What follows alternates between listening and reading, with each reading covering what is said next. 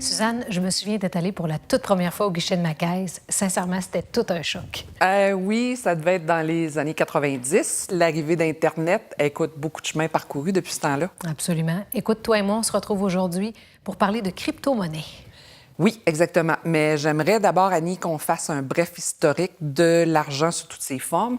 Ça va nous aider à mieux comprendre l'arrivée, la naissance de la crypto-monnaie. Parce qu'on n'a pas toujours eu de l'argent papier ou de la petite monnaie dans notre portefeuille. Eh mon Dieu, non. Au tout début, c'était du troc.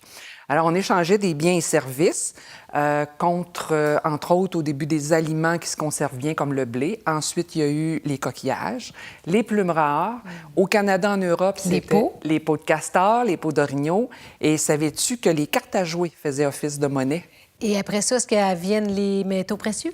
Exactement. Autour du 17e, 18e siècle, c'était basé sur les métaux précieux, mais pour des raisons pratiques, le poids, est arrivé la monnaie papier, donc la naissance des premiers billets de banque. Alors, on arrive là à notre argent moderne. Pas exactement. Il y a encore beaucoup de transformations qui bouleversent l'argent tel qu'on la connaît aujourd'hui. Alors, l'argent traditionnel est basé sur la valeur de l'or. L'étalon or, qui est le système monétaire international, qui est basé sur la valeur au poids. OK, là, tu parles d'un système international, là, mais concrètement, qui décide? Ce sont les banques centrales de chaque pays qui appliquent une politique monétaire. Et ça fonctionne toujours comme ça aujourd'hui? Non, ça change.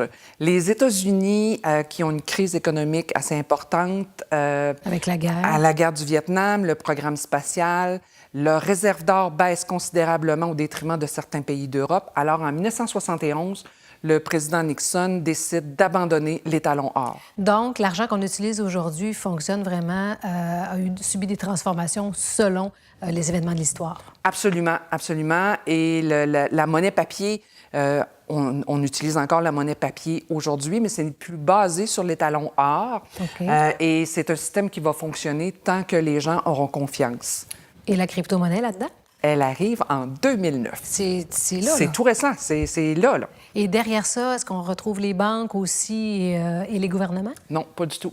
C'est un système qui est basé sur l'offre et la demande. C'est décentralisé. OK. Donc, c'est toi et moi qui décidons de l'adopter et qui créons son évolution. Ça serait vraiment intéressant d'aller plus loin là-dedans. Effectivement. Alors, on se retrouve, Suzanne. Avec plaisir. Merci.